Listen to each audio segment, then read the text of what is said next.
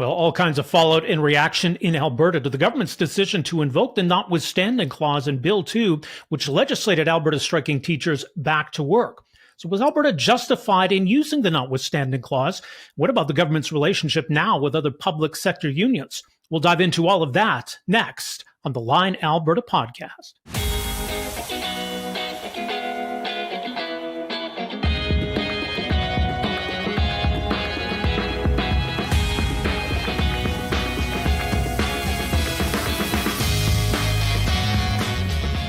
Hey folks, welcome to the Line Alberta Podcast. My name is Rob Breakenridge. Great to have you along with us this week.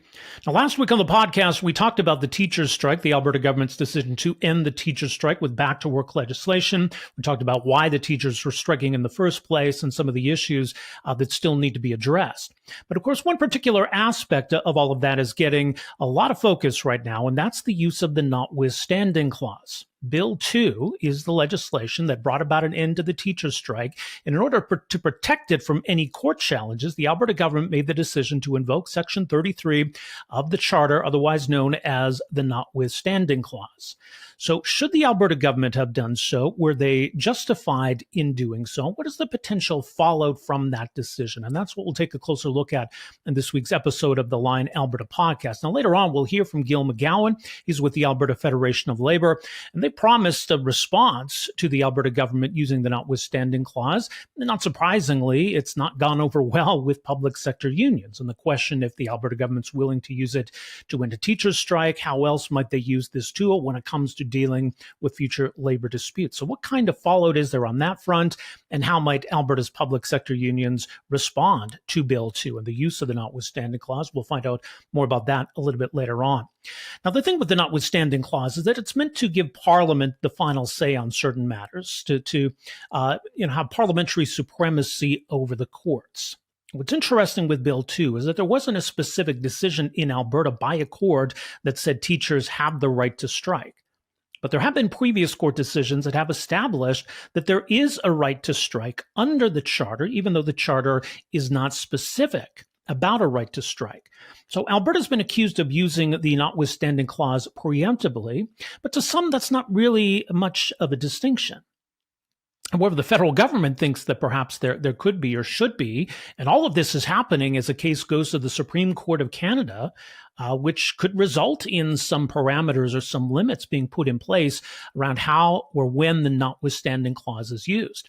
Now, look, I don't think it was a good look on the Alberta government to ram Bill 2 through the Alberta legislature basically in one evening. It was a Monday afternoon when it was introduced. It was Tuesday morning when everything was complete. The bill had passed. It had gone through the committee stage, first, second, and third reading all in one night. If you want some democratic legitimacy, the decision your governments are making, invoking closure and shutting down debate is not a great way to do that. But look, governments, whether it's provinces or the federal government, they do have this ability. They do have this legal tool. The Alberta government has maintained that the urgency of getting kids back into school, the importance of taking away any uncertainty about the end of the teachers' strike, justified using the notwithstanding clause. So as mentioned a little bit later on in this episode, we'll hear from the Alberta Federation of Labour, find out some of the broader implications in terms of the Alberta government's relationship with labor and the labor movement in this province. But first, I want to take a deeper dive into the use of the notwithstanding clause and some of the legal and constitutional issues that come into play here. So we had an opportunity to catch up with Professor Geoffrey Sigalet. He's director of the UBC Group for Constitutional Law. He's a senior fellow at the Macdonald-Laurier Institute and has been writing extensively about this specifically in Alberta with Bill 2 and more broadly some of the issues around the notwithstanding clause. So here's that conversation. All right, well, joining us for some further perspective around the legal and constitutional angles of invoking Section 33 and Alberta's use of the notwithstanding clause in Bill 2. Very pleased to welcome into the Line Alberta podcast, Geoffrey Sigalet. He's director of UBC Research Group for Constitutional Law and assistant professor of political science, UBC Okanagan campus, also a senior fellow at the Macdonald-Laurier Institute. Professor Sigalet, thank you so much for joining us here. Thanks for having me, Rob. So what's the kind of framework we should be looking at this? I mean, it's a politically charged debate for sure, but in terms of the legal and constitutional side, what's the right way to approach this question of why Alberta used the notwithstanding clause? Well, one thing I think you can separate out right away is it's possible to criticize the law or have objections to it and not object to the use of Section 33. So you might have thought that the Alberta government should have introduced a bill, let's say imposing a temporary back to work order with further arbitration as part of a settlement, Mhm. and not invoke the notwithstanding clause of that, or invoke the notwithstanding clause of that. Like they could have done that kind of law and then invoked the notwithstanding clause to protect it too from challenges. The question of the notwithstanding clause's invocation has been picked up. There's a tendency for critics of different public policies involving the notwithstanding clause to focus in on the clause and not the policies after it's invoked, and I think that's unfortunate. The clause itself is in this case, is being used because of previous Supreme Court precedent in a case called Saskatchewan Federation of Labour in Saskatchewan, where the Supreme Court of Canada read the right to strike into Section 2D of the Charter, which protects freedom of association. It did so after having not done that in previous high-profile cases, including high-profile labor cases from Alberta.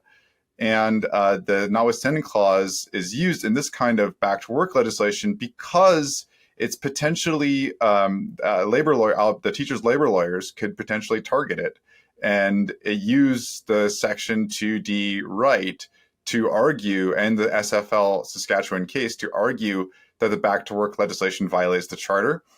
They might be able to. Now that doesn't mean the government couldn't possibly win. It's possible that if the government didn't invoke the notwithstanding clause in law, it could win in courts. But it's also quite possible, and I think plausible, that a trial court could issue an injunction enjoin the legislation, saying that teachers don't have to go to back to work until this is settled in courts, or they might even strike down the law as violated, and the province might lose. So you can see how the province would want to avoid that. And if insofar as the goal is to get teachers back in the classroom, the notwithstanding clause becomes a nice tool to protect their policy choice in this case of a back to work legislation. Well, it's interesting, too, and you mentioned previous court cases that are relevant to this conversation, because I think people are drawing a distinction here between, preemptive use, as it's been called, the notwithstanding clause, versus response to a court decision. So in Alberta specifically, Bill 2 hasn't been addressed by any court, but if Alberta is using previous decisions where there's precedent, is that essentially the same thing? Yeah, that's right. That's why I think the objection to preemptive uses really breaks down in this case. You might have that kind of general view that it's better for the provinces to wait until the Supreme Court says something they really disagree with and then respond to it. That's a fair point of view. Peter Lougheed himself, who was one of the drafters who supported the notwithstanding clause, took that general view, but he also took the very specific view that in this case, if the court ever read the right to strike in, that he would respond with back to work legislation protected by the notwithstanding clause. In fact, in his reflections, where he started a little bit later in his career to reflect back on the notwithstanding clause and even mused about preferring having a preference against preemptive uses, in that same paper, he notes and outlines how he did in previous political struggles with public health workers, plan to and publicly declare that he would respond to any Supreme Court decision reading the right to strike into Section 2D with legislation sending them back to work with the notwithstanding clause. And he made that clear as a kind of threat to the court that if they ever went so far and became so activist on that front, that he would use the notwithstanding clause to contest their activism.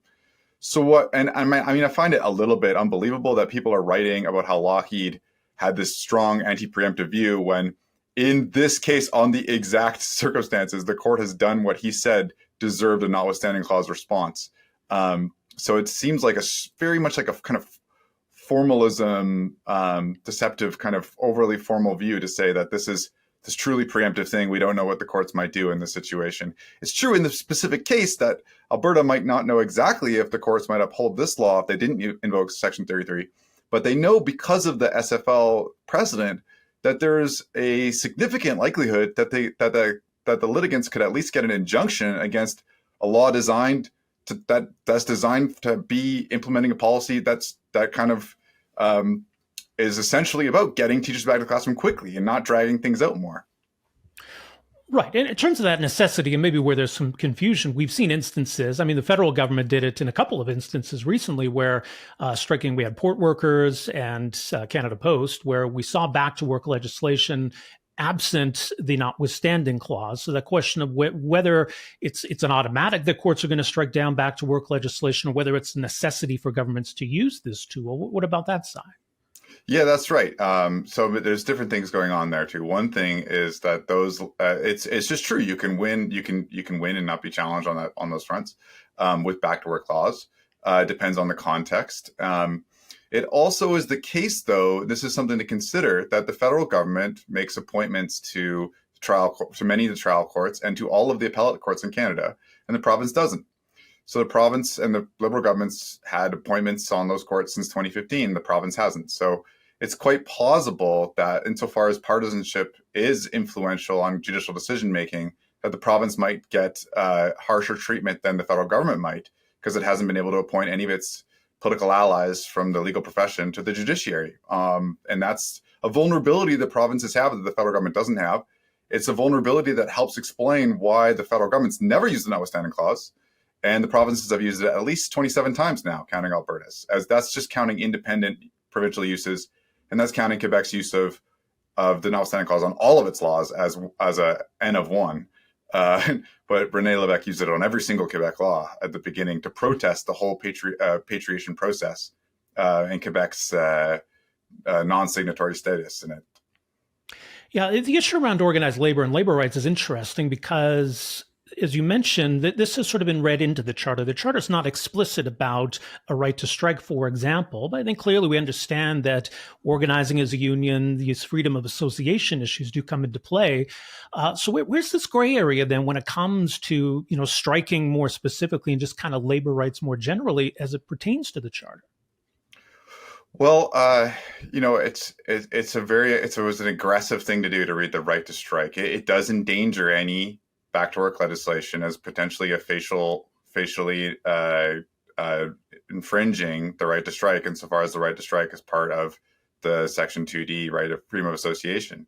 And when you ask about what does the Charter contain, what it doesn't contain, the Charter is very abstract. The right to the freedom of association, it's intentionally abstract. That's partly because the more abstract the Charter right is, it's often the case that the framers weren't in agreement about lots of the specific things it applied to and didn't apply to, right?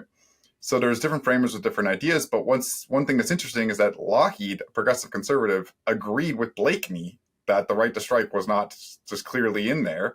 And Blakeney himself. So in that case, the circumstances I was talking about, where Lougheed was planning to introduce back to work laws with Section 33, if the court ever read the right to strike into 2D, in those same circumstances, Saskatchewan, I think it was the Devine government, had already enacted laws with Section 33 protecting their laws from invalidation under 2D if the court read it in.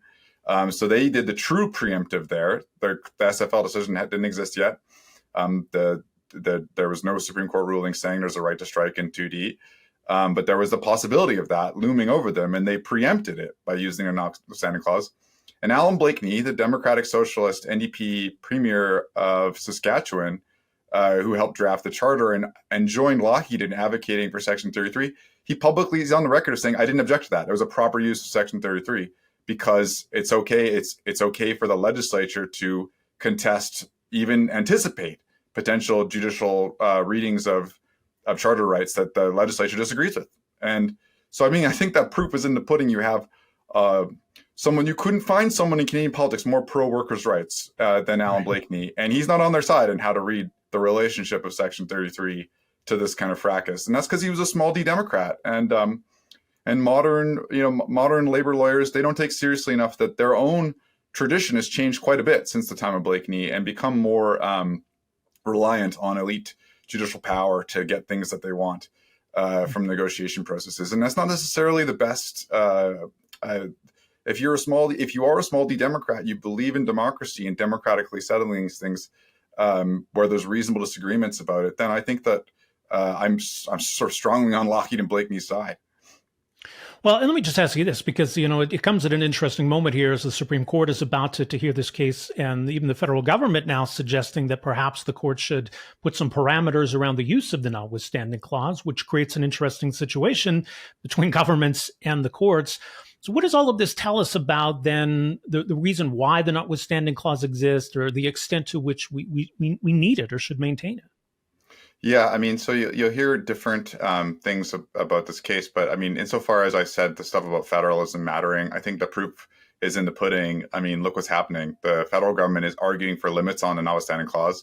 The notwithstanding clause is usable by the federal government. It's a power it has to contest judicial interpretations of rights that it disagrees with, but it's never used.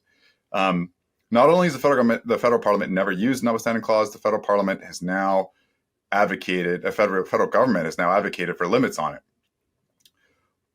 The provinces have fiercely resisted this. 5 premiers have now written a letter to the Attorney General, to the Prime Minister, demanding that the Attorney General withdraw the arguments that have been made because they violate the Constitutional Pact.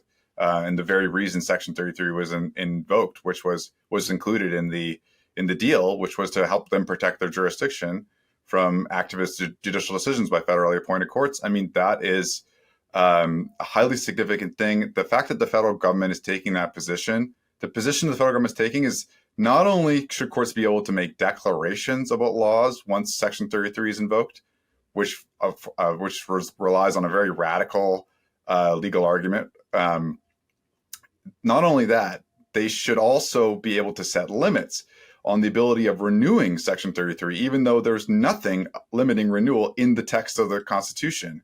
The text explicitly has a 5-year expiry with no limits on the amount of time laws can be renewed after they expire. The expiry means that governments have to have a new mandate. There has to be a Westminster election within those 5 years since the government enacts from the time the government enacts it. But it does not have any limit on renewal, precisely because that was not something the premiers were willing to accept as a limit. Pierre Trudeau was trying to negotiate for limits. He's the one who negotiated for the 5-year expiry, but he wasn't able to get anything else. That's it. Well, that's going to be an important case. We'll see what comes of that and in this ongoing conversation around the notwithstanding clause. Professor Sigalet, really appreciate your insight on all of this. Again, thank you so much for making some time for us here. Thank you, Rob. Appreciate being on the show. Well, meanwhile, Alberta's Bill 2, as you might imagine, has not gone over well with organized labor in the province. The Alberta Federation of Labour has called it a war on workers, has vowed a response, which could potentially include a general strike. Joining us here on the Line Alberta podcast is Gil McGowan. He's president of the Alberta Federation of Labour. Gil, appreciate you making some time for us here. Yeah, my pleasure. Thanks, Rob. So just in terms of, I guess, where things are at in deciding upon a response here, crafting what kind of response that should be. Where are you and other labor groups at just, as we begin this a week after Bill 2 here?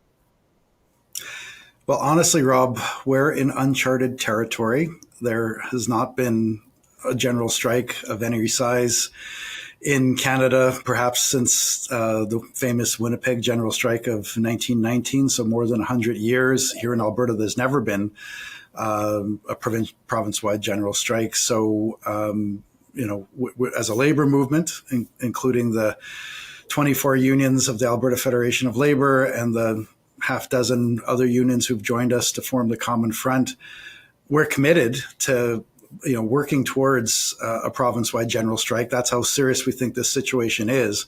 But we are democratic organizations. We've never done this before.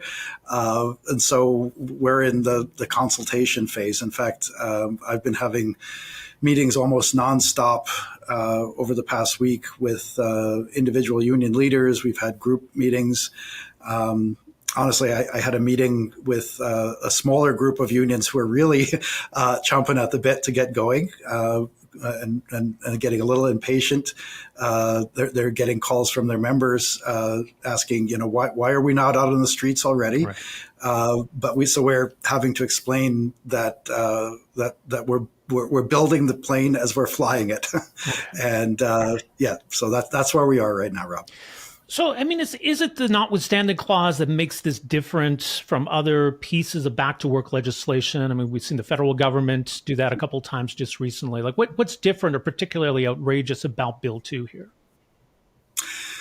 Yeah, well, the unions involved in what we call the Common Front, which is the bigger coalition of unions in the province, both public and private sector. We've been meeting together as a coalition for about 2 years now. And right from the beginning, our leaders identified the use of the notwithstanding clause in the context of bargaining as what we describe as the red line, because the Supreme Court has made it very clear that strikes and collective bargaining are recognized as constitutionally protected rights. They're understood to be an extension of the freedom of association, which is one of the core democratic rights outlined in the Charter of Rights and Freedoms.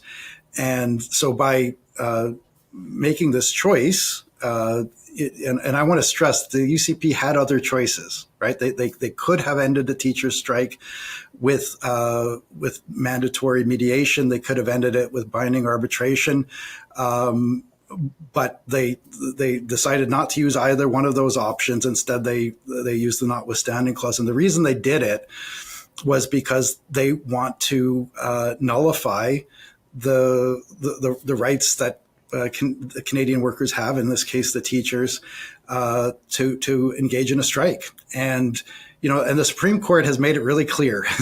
They've said that governments, including the Alberta government, can order groups of workers back to work, but they have to provide some kind of fair process. And so that could be arbitration, it could be mediation. What they can't do is simply impose an agreement.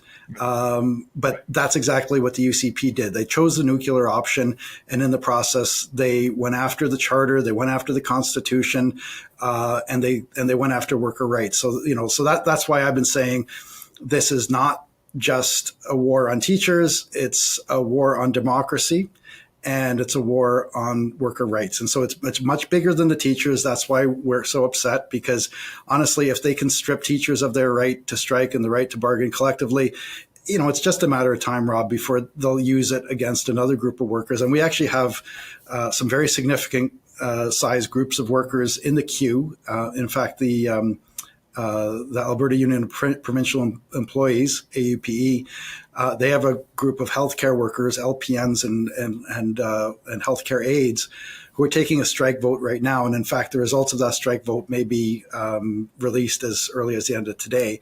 And so that's 18,000 healthcare workers who are very close to being on strike. The Health Sciences Association, representing about 30,000 allied healthcare workers. Negotiations are not going well with them. Mediation has broken down. They'll probably be going to a strike vote. So just between those two unions, we're talking about another 38,000 working Albertans who might be in a position to strike. So what happens with Bill 2 and the nullification of our basic democratic rights matters very much. So even though the teachers have gone back to work, this is still very much a live issue. It is. And I mean, look, these strikes are meant to be disruptive, and that's part of the point, is trying to put the pressure on the employer. But, the Alberta government has argued that there's an essential nature to this, right? And having kids in school and the importance of education. I would imagine similar arguments will come into play with regard to healthcare workers. So how do governments then need to handle that? Well, I find it a little bit rich to hear the government say that it's all about the kids. Because if they really cared about the kids, they wouldn't have funded our schools at the lowest per pupil rate in the country. Yeah, I mean, Rob, we're one of the wealthiest provinces in the country, maybe the wealthiest. We used to have at or among the highest per pupil rates of spending on schools, on public schools. In fact, I was a kid growing up in the Lougheed era, and I remember Peter Lougheed he took great pride in having the best public school system in the country, and he put his money where his mouth is. And we had some great schools, and for years we were outscoring, our students were outscoring students in other jurisdictions, even around the world, right? But that's all at risk now, because, we went from the top to the bottom in terms of funding. We have classrooms that are overflowing. And so if they really cared about kids, they would have put their money where their mouth was. They didn't. And honestly, if and I'll just be really straight with you, Rob, because, we in the labor movement, we talk to each other. That's what the Common Front was about. This is a strike that didn't have to happen. Honestly, I think that the negotiating team for the teachers actually recommended the deal that was voted down by the membership by about 90%. Right. And it was a cry from the heart, because the members felt that the government was ignoring their concerns, especially about class size and complexity. They also felt disrespected by this government. But honestly, if they had put another couple of percentage points on the grid for pay, and if they had promised to do what most other provinces in this country have already done, which is put some kind of cap on class sizes or introduce some kind of ratio for teachers to students, these are not radical demands, right? And honestly, the teachers were standing up for their students as much as they were standing up for themselves. And as someone who's been involved in labor relations for a long time, just a tiny little movement on the government side would have settled this thing. And I think it's an indictment of this government. We elect governments to manage, right? And the biggest portfolios in the government's that the government is responsible for are education and healthcare. And, I think you would agree, Rob, that one of the core managerial competencies is labor relations, right? I, as president of the Federation of Labour, I've been, involved in the labor movement for more than 30 years. And there are some years, Rob, where there are no strikes in this province, like zero, mm-hmm. right? And in any given year, we negotiate 3,000 agreements. There's about 500,000 unionized workers in the province. And some years, I'm really proud of the fact that we, in 98% of the time, we negotiate these agreements in good faith without recourse to strikes. And from our perspective, strikes are an indication of failure. And, we exist to make deals, not to strike. And so, but since the UCP has been in power, and especially since Daniel Smith has been in power, it's been one, disruptive negotiation or strike after another. We had 7,000 education assistants out across the province last year. The nurses came to the edge of a strike. The AUP members who work in the direct government departments came to the edge of a strike. We have strike votes being taken for LPNs right now. We've got HSA very close to a strike. I've never seen anything like this before, and it's because this government, it's just with them, it's like my way or the highway.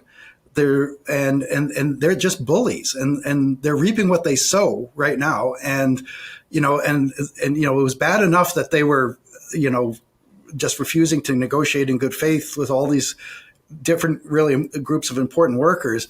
But now they've chosen the nuclear option of going after our constitutional rights. And we've just had it. We working people in this province, we've watched this government do things that they were not elected on, right? Like they have no mandate for, pulling Alberta out of CPP, creating an Alberta police force, cozying up with separatists, the list goes on and on. For us, this decision to strip workers of their constitutional rights is just the last straw. And that's why, we feel like we have no choice but to respond to their nuclear option with our nuclear option, which is a general strike. And it's, we don't want to do this. We've never done it before.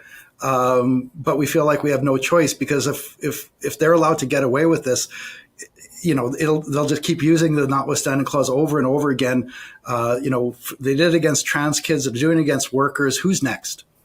Well, yeah, as you mentioned, we elect governments, and I guess what the Alberta government is arguing, or defenders of the notwithstanding clause are arguing, is that this makes the people in the position of power, that they're accountable, that the ones making the decision are accountable to the voters, and that ultimately the Alberta government is going to have to be accountable to the voters. What do you make of that argument? Well, I think that the Alberta government needs to be held accountable because these are things that they never ran on. And I think you remember, Rob, during that last election, it was a pretty close election. And Daniel Smith actually came out and explicitly said, I'm not running on pulling Alberta out of CPP. I'm not running on mining the eastern slopes for coal. I'm not running on creating an Alberta police force.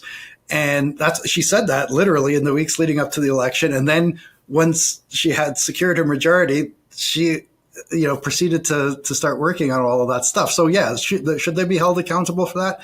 They should.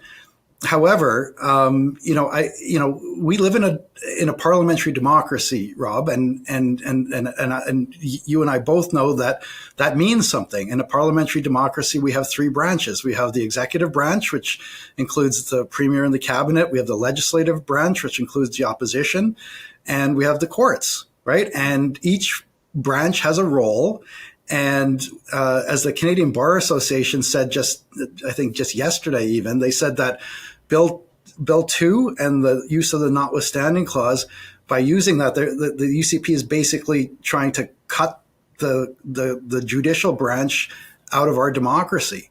And with Bill 2 actually had a number of components which are very troubling, because not only did they use the bill to order teachers back to work, not only did they impose the notwithstanding clause to sideline the courts, but they also rammed it through in less than a day, right.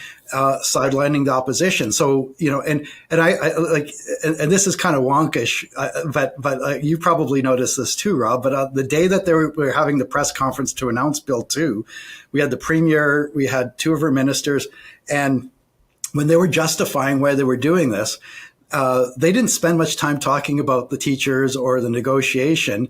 What they talked about was legislative supremacy. Do you remember that? They said this was about preserving legislative supremacy.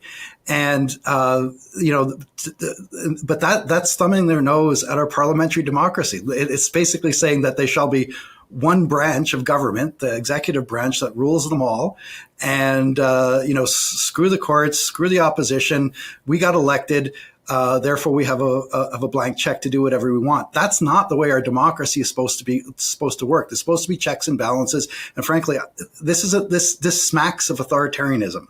So a small a, not like fascist authoritarianism or Russian or Chinese authoritarianism, but the tendency is authoritarian to say that just because you won an election, you should have a blank check for 4 years. I think most Canadians would feel uncomfortable with that, and it runs contrary to the best traditions of our parliamentary democracy. Yeah, I think that's a fair point. I mean, especially the way in the past, I think Danielle Smith had criticized the use of closure and limiting debate, and then to argue, well, in this case, we think the legislature or parliament or whatever it is should be paramount, and then it gets sidelined when you ram the legislation through. And then I guess for the premier not even to be there for the debate, I mean, that wasn't a good look either, was it? Yeah, well, to add insult to injury, right? I mean, I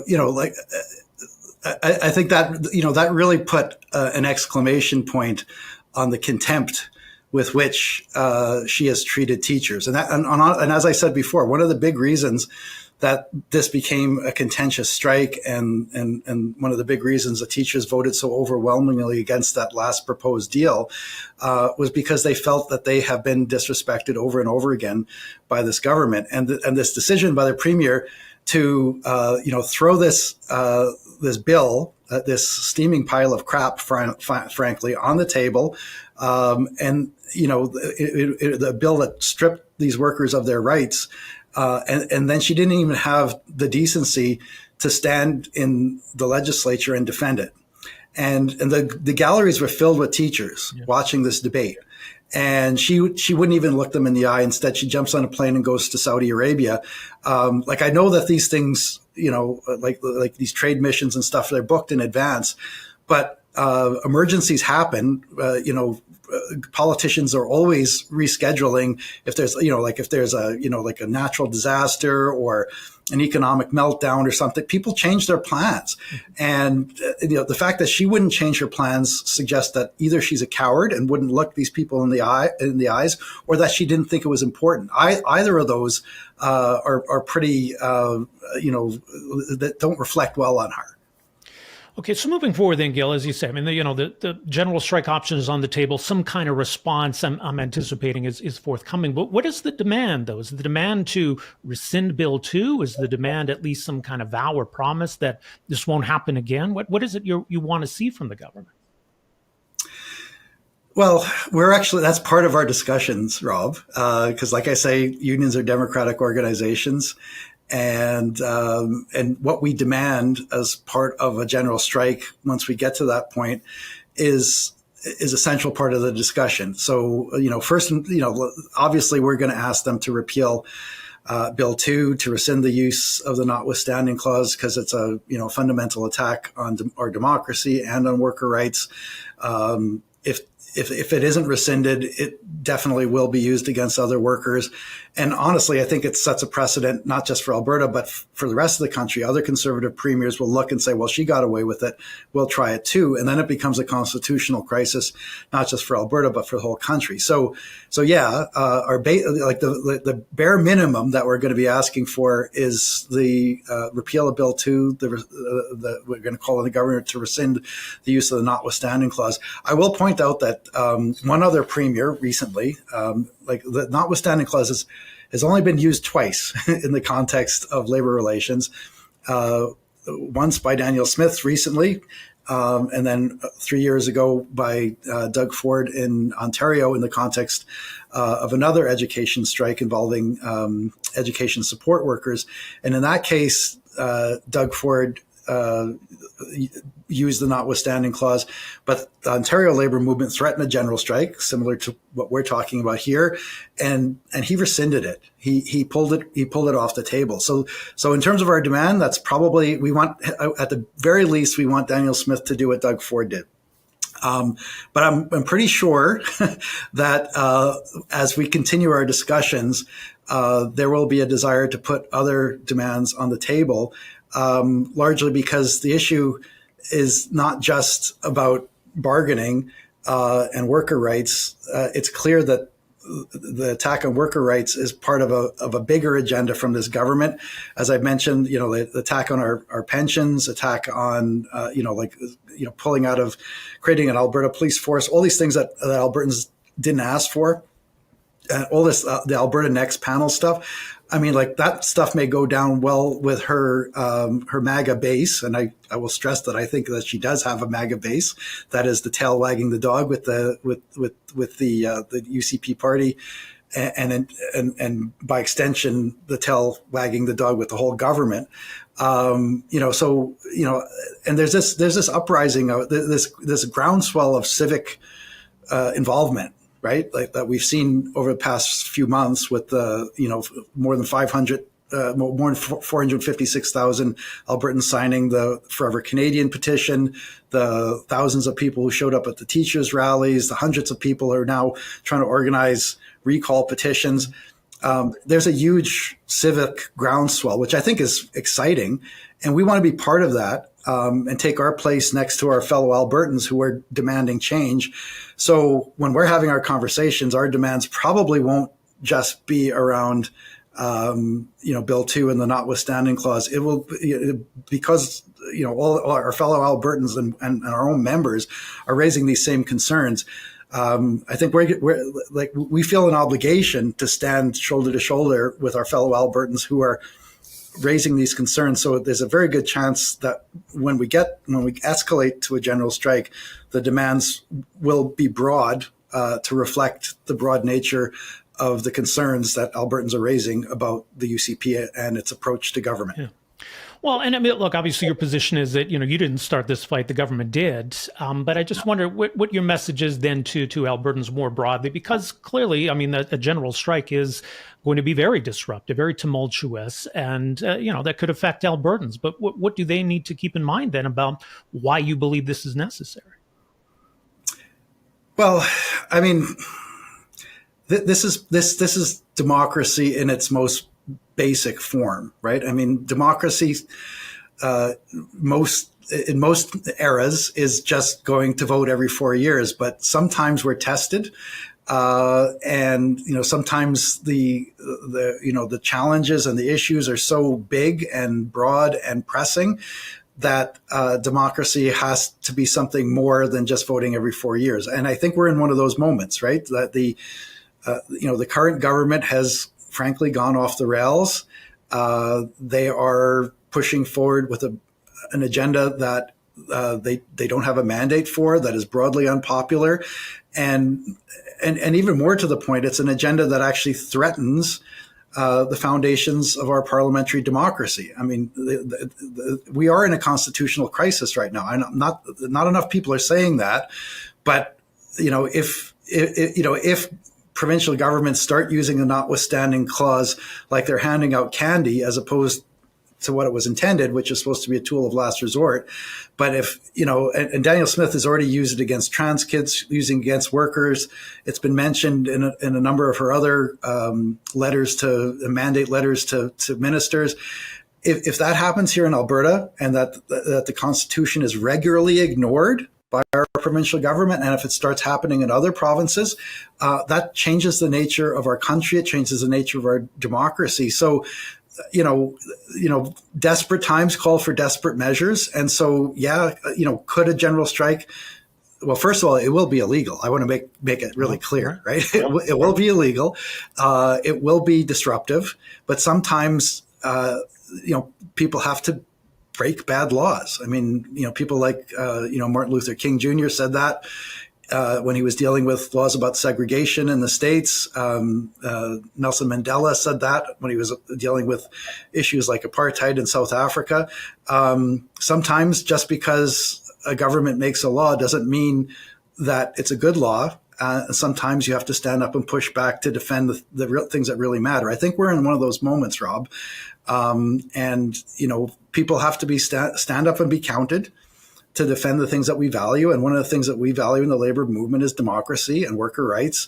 And it's worth fighting for. It's worth taking risks for, and it's worth being disruptive about.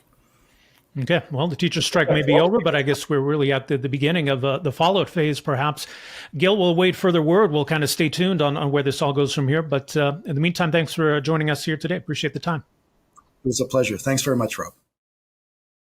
All right. Well, our thanks once again to Gil McGowan, president of the Alberta Federation of Labour. Also to Geoffrey Sigalet, director of the UBC Research Group for Constitutional Law. So a couple of different perspectives on the Alberta government's use of the notwithstanding clause.